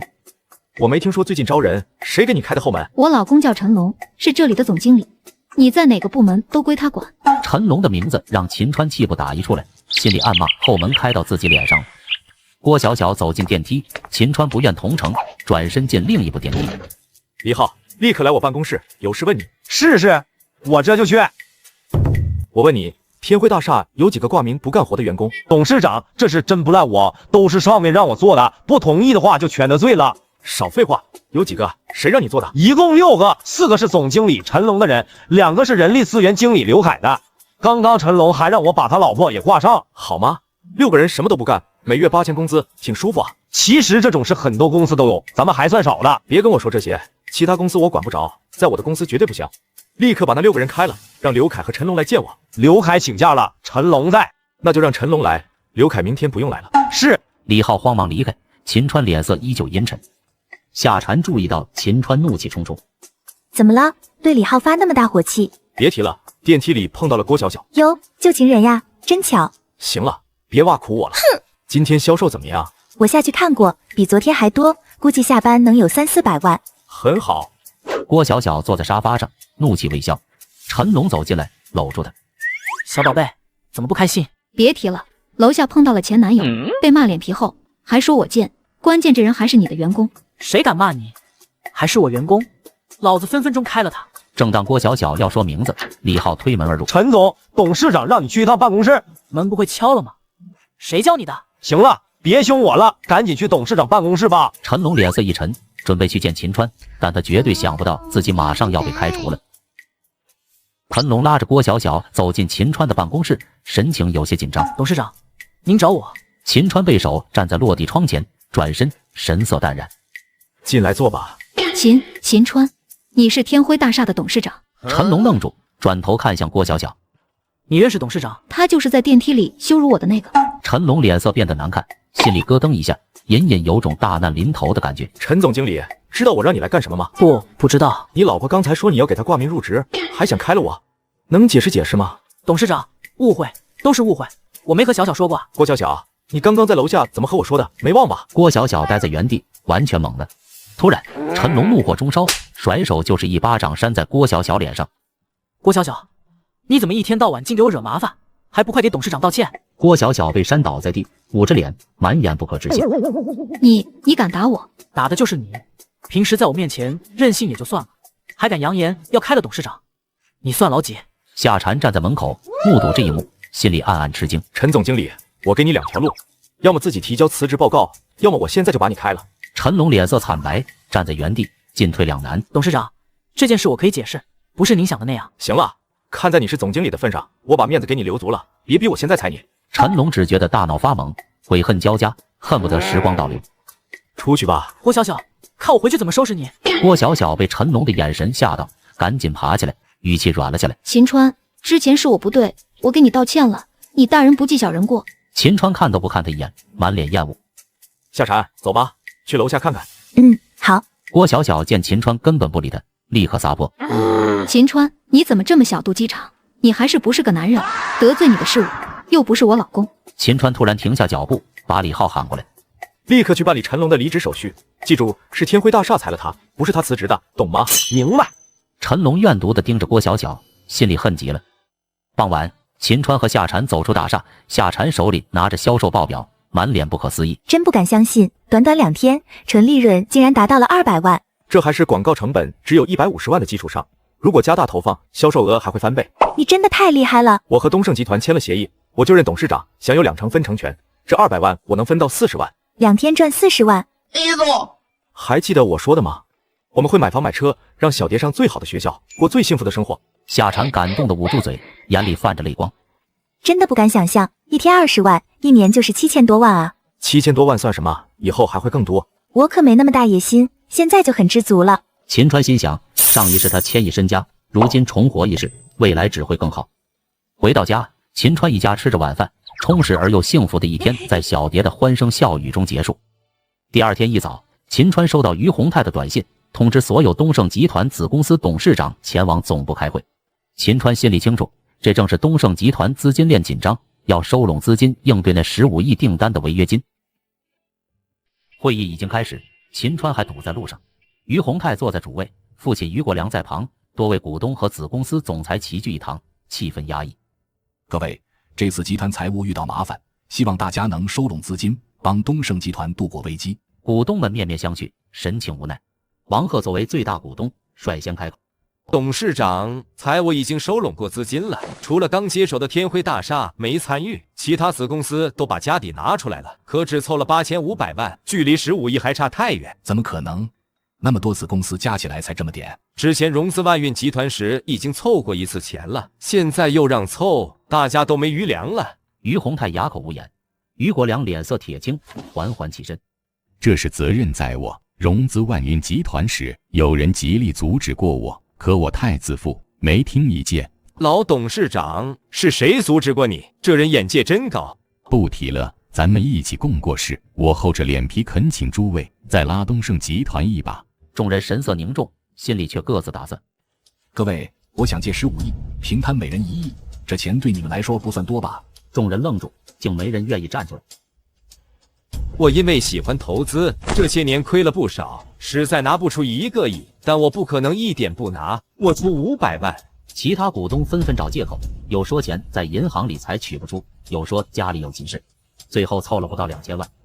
于洪泰气得脸色发青，于国良更是气到喷出一口鲜血。爸，你们这群家伙，东盛集团哪里对不起你们了？现在遇到事情，一个个净想着推脱，你们对得起公司吗？众人低头不语，没人回应。老董事长，我不是不想帮，是真没有钱。这些年公司亏损，我们也投资了其他产业，钱都花出去了。要不把天辉大厦卖了吧，反正留着也是亏。王鹤立刻附和。对呀，天辉大厦现在便宜出售，30亿绝对能卖掉。于洪泰脸色更难看。今天卖天辉大厦，明天是不是要卖其他子公司？王董事，你可真会出馊主意。我这也是为了公司好。卖，立刻卖！就在这时，秦川快步走进会议室。抱歉，路上堵车，来晚了。众人看向秦川，觉得他可怜，刚当董事长就要被撸下。刚进门就听你们要卖天辉大厦，怎么回事？秦先生，对不住了，15亿拿不出来，只能卖天辉大厦。我昨天就说过，让公司都凑一凑，实在凑不出，我会解决。你口气不小，才管理几天就敢说解决15亿？你出的主意让我们凑钱，我看你这董事长也别当了。天辉大厦立刻拍卖。众人议论纷纷，秦川一脸懵，终于明白这些人有多无情。天辉大厦我会重新出售，你可以来总部做总监。抱歉，秦先生，之前没听你的劝，是我的失误。你有大才，是公司没给你机会。众人震惊，原来劝阻于国良的人竟是秦川。于老先生，您保重身体。不就是15亿吗？我立刻能拿出来，帮公司度过危机。秦先生，你能拿出15亿？怎么拿？你忘了和黄腾飞的对赌协议了吗？那不是白送的20亿吗？秦川拿出协议递给于洪泰，于国良惊诧，气都消了不少。什么对赌协议？这协议要天辉大厦1个月内盈利才生效，已经盈利了。会议室里，所有人都盯着秦川和于洪泰，满脸错愕，不明白发生了什么。广告投放第2天起，天辉大厦现在纯利润已经有200万了。众人倒吸一口凉气，难以置信。这不可能，天辉大厦那烂摊子怎么可能这么快盈利？你到底是怎么做到的？其实广告费只花了150万，后面继续投广告，赚的只会更多。好，秦先生真没辜负我的期望。众人看秦川的目光全部从嘲讽变成了钦佩。先把眼下的问题解决吧。陈秘书拿着对赌协议去黄氏集团，把20亿要回来。陈秘书正要离开，秦川走过去，低声嘱咐几句：“照我说的去谈，不然黄腾飞不会轻易付钱。”陈秘书点头离开。于洪泰眼神感激：“秦先生，您救了我，也救了东盛集团。”客气了。黄腾飞和黄胜礼正得意地谈论东盛集团的困境。东盛集团快撑不住了，等他们卖子公司，我们就能趁机收购。几十年了，也是时候该我们翻身了。前台敲门，通知陈静静来访。他来干什么？陈静静带着合同和账单进门。这不可能，几天就盈利200万，你们账单造假了吧？黄总，上市公司账单造假要负法律责任，您可以随时查。黄腾飞立刻打电话核实。董事长，天辉大厦确实每天都在盈利。黄腾飞如遭雷击，混账！好不容易盼来东盛集团破产，你倒好，自己送上20亿。我要重新调查。黄总，协议白纸黑字，若拒付我会请媒体曝光，到时候您的损失可不止20亿。黄腾飞气得咬牙，黄胜利无奈，愿赌服输，付钱吧。黄腾飞极不情愿地写下20亿支票，递给陈静静。谢谢黄总出手相助，这个恩情我们记下了。陈静静拿着支票离开，众人焦急等待。陈静静带着支票敲门进来。董事长，这是黄腾飞给的20亿支票，1分不少。他这么爽快？起初不想付，是秦先生教我怎么说，他才肯乖乖付钱。秦先生，省得100亿融资。于先生过奖了，先把15亿账单付了吧。对，剩下的5亿全给你。现在公司缺钱，5亿留着应急吧。秦先生，这5亿你必须收，要不是你，公司早完了。秦川点头收下，心里已有规划。傍晚，秦川和夏蝉去人工湖边散步。你在看什么？这条商业街后面是不是火车站？是啊，怎么了？秦川心里盘算，这条老街以后会因高铁站和高架桥重获新生，成为聚宝盆。夏蝉，你之前不是说最想创业吗？现在还想吗？以前是想开个小店，自己当老板，不过现在不是有更好的选择了吗？天辉大厦毕竟不是我们自己的产业，人无横财不富，马无夜草不肥。我觉得还是得自主创业。夏蝉点头，心里其实也担心东盛集团的危机，万一天辉大厦倒了，他们又得回到原点。你要创业吗？我支持你。那我们就买这里的商铺。买这里？你不是开玩笑吧？这地方一天人流都不到1000，买了不亏死。你又开始怀疑我的眼光了。夏蝉犹豫，心里还是觉得老街没前途。要买就买一间试试吧，这里商铺也不便宜，一间要200万，咱们也只能付首付还贷款，或者先租一间。我的意思不是租，也不只是买一间，我打算把这200个商铺全盘下来。你说什么？全买？你没发烧吧？200个商铺要4个亿。忘了告诉你，我卡里有5个亿。多少？5个亿。你哪来的5个亿？你又干什么了？还记得我和黄腾飞的对赌协议吗？于总给了我5个亿。夏蝉彻底懵了，感觉像做梦一样。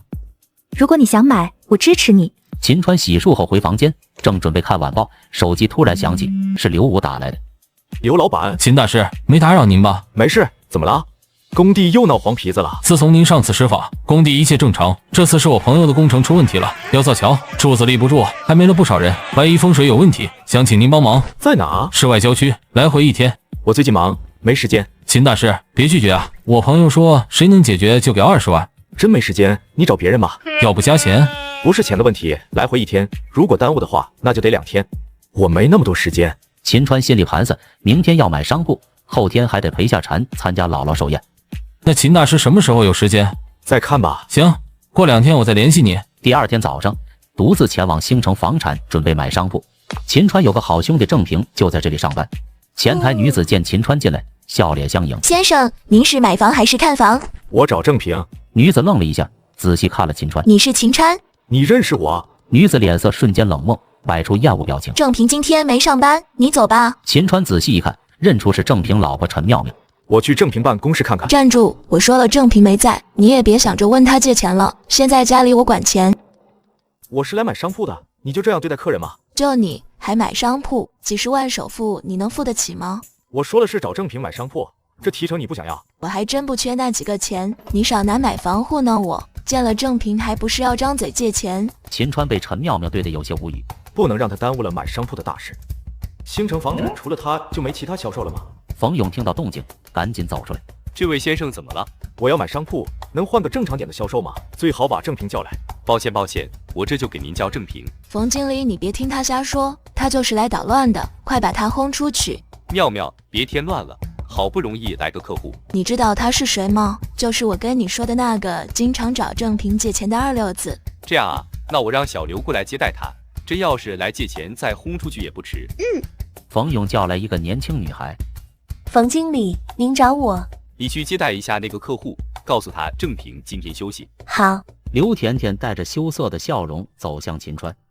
先生您好，郑平今天不上班，您想买商铺，我可以帮您看。郑平真不在就算了，找个地方坐吧，我这单生意比较大。啊，抱歉。先生请坐，我叫刘甜甜，您贵姓？姓秦，我想买西城老街的商铺。好的，秦先生稍等，我查一下。秦川看着他的样子，随口问道：你年纪不大，怎么没在学校？我没钱交学费，申请了延期入学。家不是苏杭的吧？是的，老家比较偏，说出来您可能也不知道。别查了，太慢了，直接告诉我一间多少钱。现在做活动，一套200万。行，200套我全要了，这是银行卡全款，现在去打合同吧，我赶时间。您说多少套？200套，总价4个亿，没错吧？刘甜甜彻底懵了，激动的脸都红了，赶紧去经理办公室拿合同。冯勇和陈妙妙正暧昧的聊天，刘甜甜慌张的冲了进来。经理，他说要买西城老街的200套商铺，让我拿合同。你说什么？200套？那可是4个亿。真的，他银行卡都给我了。冯勇和陈妙妙跟着刘甜甜出来，陈妙妙第一个冲到秦川面前。秦川，你捣什么乱？你怎么可能有4个亿，还买西城老街？你逗我玩呢？我怎么有的钱你管得着吗？你们星城房产就是这么对待大客户的？能不能买？不能买我换地方。苏杭可不止一家星城房产。秦先生您消消气，小刘快去倒水。可是我还要和秦先生签合同。合同我来签，你一个新员工会什么？冯勇想抢单，刘甜甜委屈但不敢反抗。冯经理，我有说过要和你签合同吗？啊，这陈妙妙彻底傻眼，悔得肠子都青了。秦哥，之前是我脑袋糊涂了，您别介意，我这就去叫郑平。你不是说郑平不在吗？不过我都答应和小刘签了。别啊，秦哥，郑平可是你好兄弟，你怎么能让外人挣这个钱啊？刚刚你不是说不缺这几个钱吗？小刘缺学费，全当做好人好事了。陈妙妙急得直跺脚，赶紧给郑平打电话。郑平，你还不快下来，秦川来了。郑平匆匆跑下楼。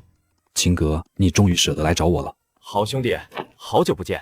郑平眼眶泛红，情绪激动。这段时间你去哪了？电话也不接，房东说你搬走了，我还以为你不认我这个兄弟了。一天是好兄弟，一辈子都是。秦哥，是不是遇到什么困难了？我这刚发了2000块奖金，虽然不多，但能应急。不过我在想办法。不用，我没什么困难。是不是妙妙那女人又羞辱你了？我早晚和她离婚。我以前不见你，就是怕毁了你的生活。我和陈妙妙根本没感情，要不是我父母逼我，我会娶她吗？她背地里找过多少野男人，你知道吗？我只恨自己没本事，摆脱不了这段婚姻。郑平低头不笑，满脸无奈。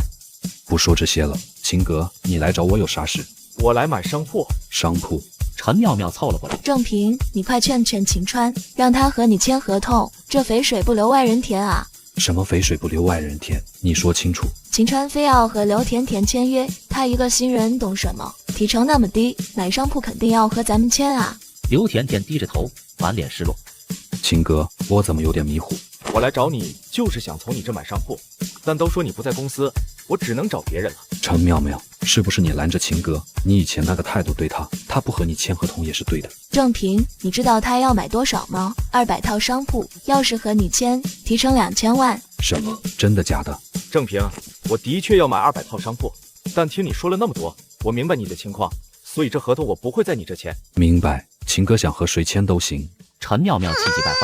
郑平，你个窝囊废，你帮了秦川那么多，现在有发财的机会他都不想着你，这就是你口中的好兄弟。秦哥想干什么就干什么，你管得太宽了。签合同吧。啊，真的要和我签吗？签，立刻签。秦先生，我真不知道该怎么感谢你了。好好学习，报效国家和社会，这就是对我的感谢。我一定会好好学习。郑平，你今天要不把这个单子抢下来，我就和你离婚。离婚就离婚，我怕你吗？你再说一遍。你不是要离婚吗？我早就说够了，你别以为我不知道你在外面找野男人。好啊，我这就给我爸打电话，看你还敢不敢离婚。秦哥，你合同签好就先走吧，等我有时间再找你。我正好有个岗位适合你，不用再受这个窝囊气。秦哥，你听我的，先回去吧，我不想连累你。冯友，把门关上，我今天倒要看看这窝囊废敢不敢跟我离婚。冯勇冷笑着把大门关上。陈妙妙，你不要乱来，现在是法治社会，你敢乱来我就报警。报警？你以为秦川有俩臭钱就能罩你？说不定这钱都是偷来的，给我跪下认错，不然我爸来了要你们好看。郑平咬牙，膝盖开始弯曲。郑平，你干什么？秦哥，他爸咱惹不起，我不想连累你。好兄弟，有我在，谁也动不了你。这时门外传来引擎轰鸣，一辆改装路虎停在门口，车门打开，正是陈妙妙的父亲陈大龙。陈大龙怒气冲冲地闯进大厅，郑平浑身一颤，眼神里满是畏惧。爸，你可算来了！郑平他欺负我，还要和我离婚，你可要为我做主啊！什么？这狗东西欺负你，还要和你离婚？他是吃了雄心豹子胆了吧？爸，不是你想的那样，是妙妙先提的离婚，而且他也做过不少对不起我的事。陈大龙几步走到郑平面前，歪头把耳朵凑过去。你说什么？再说一遍。郑平心跳加速，几乎说不出话来。爸，这家伙就是个窝囊废，要本事没本事，你得好好教训他。把脸给我凑过来，立刻！郑平喉咙滚动，明明是个大男人，却毫无反抗余地，正要上前。郑平，是男人就要活出男人的样子，一味软弱只会被人欺负。你忘了我以前怎么跟你说的了吗？郑平脚步一顿，抬头看向秦川。哟，还找了个帮手。爸，这事和秦哥没关系。我让你把脸伸过来，你聋吗？陈大龙抬手就要扇郑平。我的好兄弟不是你能打的。陈大龙愣住，试图挣脱，却发现秦川的手像铁钳一样。你这家伙，你敢打我爸，我和你拼了！郑平，自己老婆自己教训。郑平愣了一下，随即怒火爆发。臭女人，背着我找野男人，老子早就受够了。郑平，你敢打我？郑平狠狠扇了陈妙妙几个耳光，陈妙妙鼻青脸肿，转头看向冯勇。冯勇，你还愣着干什么？还不来帮我？冯勇刚想上前，秦川冷冷看了他一眼。你敢帮他试试？冯勇咽了口唾沫，愣是不敢动。正平别打了，我再也不敢了。离婚。正平，你父亲生病，还是妙妙拿钱治的。你现在说离婚就离婚？我这些年挣的钱一分没留，不然早该有50万了。我欠你们的早就还完了。陈大龙被秦川盯着，不敢再吭声。陈妙妙，我会向法院申请离婚，从此以后我和你没有任何关系。正平，你要是和妙妙离婚，你在乡下的父母拿什么养？没错，你就和我离婚吧，到时候让你找不到工作。秦川走上前。正平，我公司缺个总经理，跟我走吧。凭你的实力，以后身价100亿都不是问题。秦哥开公司了，天辉大厦你应该听说过吧？现在我是董事长。陈妙妙和陈大龙当场傻眼。秦哥，你怎么突然成董事长了？这是以后慢慢和你说。走吧，你以后想干什么就干什么，想要什么样的女人都有。我相信秦哥。正平跟着秦川朝门外走去，陈妙妙哭喊着挽留。正平，你别走，我错了，我真的错了。两人头也不回的离开。陈妙妙嚎啕大哭，陈大龙满脸悔恨。正平仰天大笑，声音畅快。哈哈，我终于自由了，再也不用受那一家子的窝囊气了。秦川搂着正平的肩膀，发自内心的为兄弟开心。晚上咱们兄弟俩不醉不归。秦川手机响起，他接通电话。老婆，秦川，给姥姥准备的礼物买了吗？刚买好商铺，正打算去准备呢。好，明天一早就去姥姥家。行。秦川挂断电话，准备去给姥姥挑礼物。秦川和正平离开星城房产，驱车来到苏杭最大的玉石行，街道两旁玉器店铺林立。秦川直奔古玉阁。秦哥，我们来玉石行干嘛？给夏蝉姥姥买礼物，她老人家信佛，得送点讲究的。两人走进古玉阁，店里陈设雅致，玉器琳琅满目。一个戴老花镜的工装老头迎上来。两位想买点什么？想定制一款玉观音，能不能做1米9的？1米9的玉观音，除了寺庙没人定，现货肯定没有，加班赶工也得半个月。那1米7、1米8的有吗？正好有一尊1米65的玉观音，是别人定制没要的，不带莲花座。那就加个莲花座，以鲁师傅的水平，一天雕个莲花座不难吧？明天上午送货可以吗？行，今晚加班雕个莲花座，明天9点送到。先生，咱俩未曾谋面，你怎会对我如此熟悉？鲁师傅的大名谁不知道？交给你放心。鲁东升带两人到玉观音前，揭开防尘布，一尊1米65的玉观音现身，玉净瓶在手，雕工精湛，白玉无瑕。正平看得目瞪口呆。这得多少钱啊？加莲花座2500万，先付500万定金。2500万，这也太贵了吧？刷卡。秦川毫不犹豫付下定金，正平在旁边看傻了眼。秦川满意离开，心里盘算着明天寿宴让夏蝉风光一把。秦川和正平离开后，鲁东升安排徒弟们加班雕刻莲花座。此时，张翠莲搀着拄拐的老奶奶李秀走进店里。老板忙吗？不忙。二位想买什么？想给我妈买个玉观音吊坠。吊坠都在柜台，自己挑吧。李秀看着柜台里的玉坠，觉得价格太贵，劝女儿别破费。张翠莲坚持让母亲挑喜欢的。妈，你看那玉观音那么大，肯定很贵吧？李秀被玉观音吸引，放下拐杖，虔诚的跪拜磕头。2500万，已经有人定了。问问而已，我们买不起。买不起也要拜一拜，我生平第一次见这么大的玉观音。秦川坐在后座，正平开车往天辉大厦赶。秦哥，你怎么突然买西城老街的商铺？那地方没人要啊。我有消息，过几年呢要建高铁，高架桥一修，老街肯定繁华。真的假的？我怎么没听说？你要是知道，我还怎么发财？前阵子郊外确实在修高架桥，不过柱子立不住，出过事，估计要改规划。正平，你这话很关键。秦川突然意识到，刘武昨晚打电话就是让他帮忙解决高架桥问题。秦川立刻掏出手机拨通刘武电话。刘武正焦头烂额，施工队准备绕开大河，工期延长，承包计划泡汤。电话响起，刘武赶紧接通。秦大师，施工别绕河，我后天去帮你解决。秦大师怎么知道施工要绕河？别问，后天我就到。您不是没时间吗？那桥耽误我发财了。刘武一头雾水，但满心期待秦川的到来。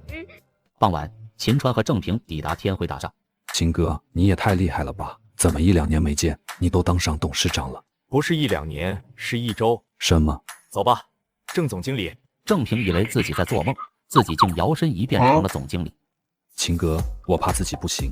没什么不行的，以后就跟着我干。秦哥，谢谢你，这都是你应得的。正平是秦川在苏杭唯一的兄弟，曾在秦川最落魄时多次帮忙，秦川给他再多都值得。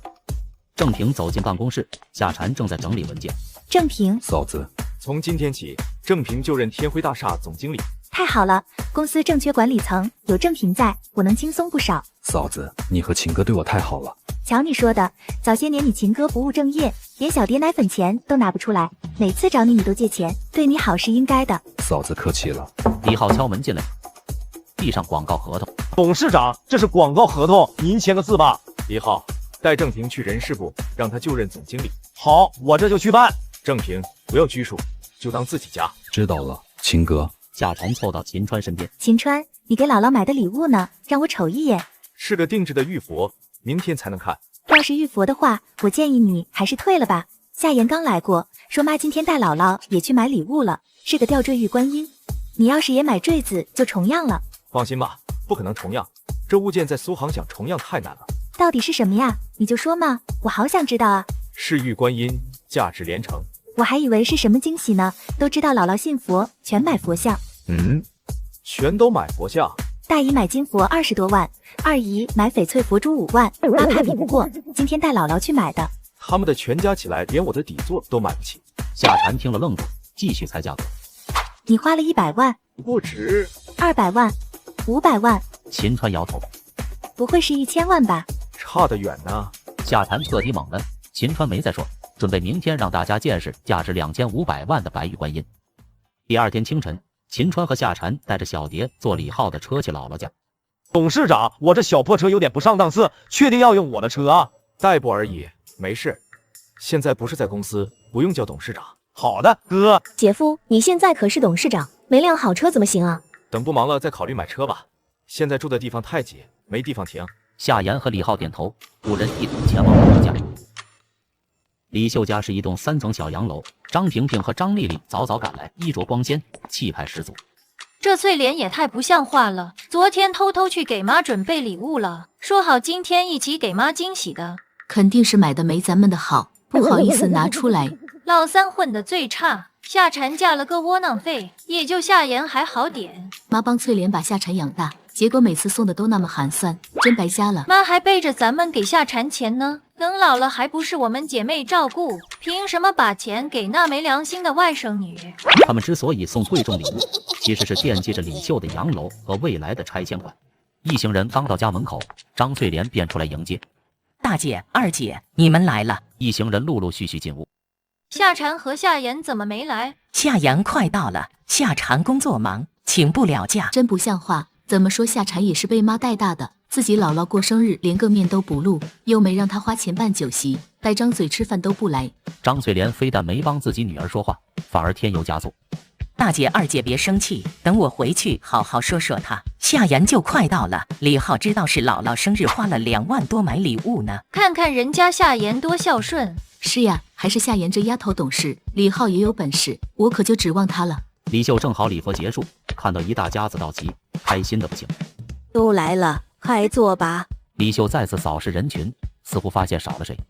翠莲呀，怎么不见小蝉和小妍？小妍马上就到，小蝉您就别惦记了。他说他忙，请不了假，连自己姥姥生日都不露面。小蝉压力确实挺大的，还要带着小蝶，有时间我去看她。妈，今天您过寿她都不来，您还要去看她？你们2个当姨的也不知道体谅晚辈，小蝉不容易，能帮就帮一把。李秀刚说完，从门外走进来了5个人。姥姥，小蝉来了，小蝶也来了。小蝶见到李秀，立马扑了上去。太姥姥，小蝶又长个了，跟你妈妈小时候简直一个样。张翠莲见状，气愤地把夏言拉到一旁。谁让你告诉你姐的？妈，姥姥过生日怎么能不通知呢？妈，你是怕姐给你丢人吗？放心，姐和姐夫现在都不一样了，而且……什么？姐夫？你不跟妈一条战线了？夏言知道秦川现在的身份，自然不敢和张翠莲一条战线。一旁的张萍萍见气氛差不多了，拿起寿礼朝李秀走近。妈，这是我给您准备的寿礼，纯金打造的金佛。张萍萍打开盒子，金佛栩栩如生。李秀也被这金灿灿的佛像所吸引。来都来了，还拿那么贵重的礼物干嘛？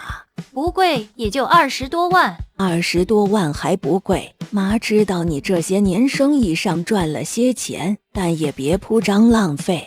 说罢，李秀小心翼翼地接过金佛，观摩了起来。一旁的张丽丽见状，也拿出了一个小盒子。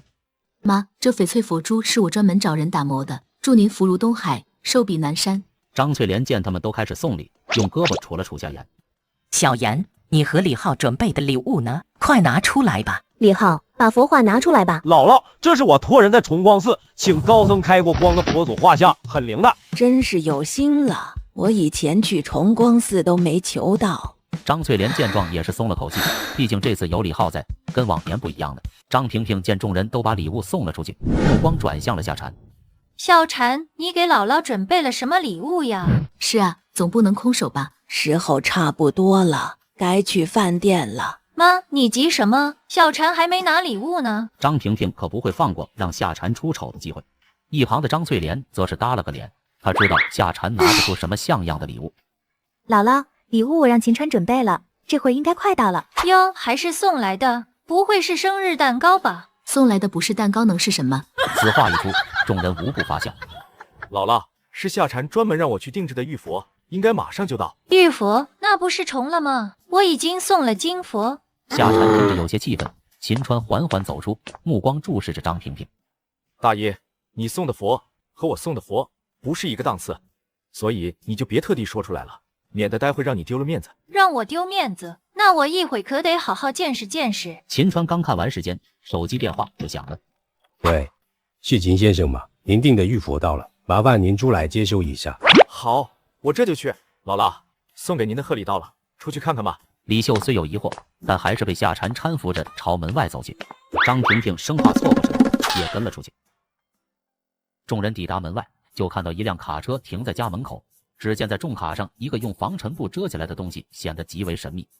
小川，你这给我送的什么呀？夏蝉在一旁都瞪大了眼睛，满脸茫然。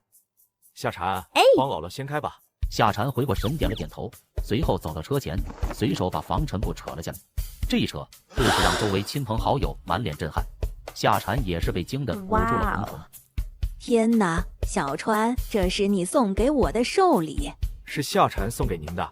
一旁的张萍萍见到雕塑后失神了半天，反应过来，我还以为是什么呢？这不就是化学白胶浇铸的假观音像吗？能值5000块吗？还档次比我高。就是这白玉毫无瑕疵，纯天然的白玉能有这么大，一看就是假的。此话一出，周围亲朋好友也跟着起哄，竟然用假玉石糊弄老太太。我以前是做石料的，这么大的玉，就算是毛坯也得1000多万，肯定是假的。一旁的李秀却看到了玉观音上的不同，看向秦川。小川，你这是在古玉阁买的吗？姥姥也知道古玉阁。李秀怎会不知道？昨天张翠莲带她去买吊坠，她还拜过这尊玉观音佛像。妈，别信他的，他能买得起古玉阁的东西。是啊妈，别被他给骗了。真的假的我能不知道？昨天翠莲带我去古玉阁买玉观音，我亲眼看到过这尊雕像。张萍萍带着不可置信的眼神看向了一旁脸色同样精彩的张翠莲。是真的，我和妈见过，价值2500万。张萍萍本以为自己送的金佛已经很好了，可跟着玉观音比起来，却啥也不是。单单这一座玉观音的价格就超过了她所有家产。小船，这太贵了，我不能要，你还是退了吧。姥姥，当初夏蝉有难，您拿出3万给他，夏蝉一直记着呢，好几次都说要好好报答您。姥姥不要什么报答，只要都好好的就行。此时夏蝉站在一旁，感动的说不出话，眼泪不争气的流下。他没想到秦川会给自己这么大一个惊喜，真的送给姥姥价值2000多万的寿礼。小蝉，你哪来的钱？中彩票了？妈，这是秦川赚的钱。这句话犹如深水炸弹，毕竟在众人眼里，秦川只是一个不务正业、吃喝嫖赌的废物。如今突然能赚钱，还是几千万，这太夸张了。妈，其实我刚才就想说，姐夫现在不一样了，他现在是天辉大厦的董事长，我姐是他秘书，你不信可以问李浩。是真的，妈，我哥可厉害了，短短几天就给即将倒闭的天辉大厦给盘活了。张翠莲脑子里嗡嗡的，就这么一会儿功夫，他脑子里接受了太多信息，他怎么也没想到，当初秦川和他的承诺并不是纸上谈兵。小川，真没想到你还有这本事，妈以前错怪你了，你别生气。不生气，我还要好好谢谢您呢。秦川说出这句话的时候，特地在谢谢2个字上加重了语气。家和万事兴，翠莲，我早和你说过，小川不会一直那样，人都是会成长的。妈，您说的对。一旁的张丽丽和张萍萍等人则是咬牙切齿，但拿秦川也没什么办法。时候不早了，咱们去饭店吧。一大家子正准备动身前往饭店，这时秦川的手机响起，打来的不是别人，正是刘武。秦大师，10万火急又没了一个。